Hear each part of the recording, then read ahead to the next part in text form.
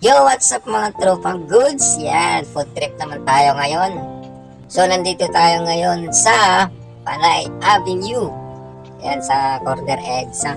So, kasama natin si Tropang Alan at si Tropang June. Ayan. So, kung nakikita niyo yung McDo, ayan, dito lang po yan sa harap, sa tabi.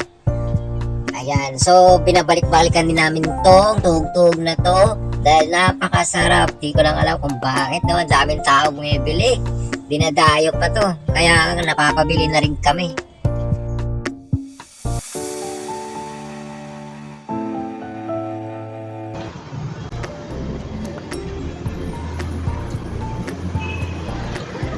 Kung alam mo lang na mahal pa kita. Ano unang kagat ang hina? Ayan ba? Renta. Nakatagpuan nyo dito sa Saan? malapit sa Ignacio Place.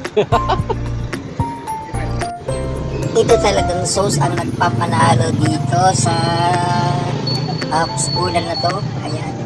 Yung suka pa din talaga. Ang dami ng sibuyas talaga nilagay dyan. Talagang sulit talaga. Ayan. Sarap na sarap yung mga tropang goods natin dyan. At napadagdag na naman yung tropa natin, no? Quick naman yung tinira ngayon. Ayan. So, nakita nyo naman makahalo. Yari talaga. Parang gigil na gigil eh. Parang gutom na gutom eh, oh. Nakita mo naman yung tropa natin, oh. Hinigo pa yung sabaw. Sabaw pa lang talaga. Talagang panalo na. At napadagdag din si tropang yun. Quick din yung tinira nito. Talagang mapapadagdag at mapapadagdag ka talaga.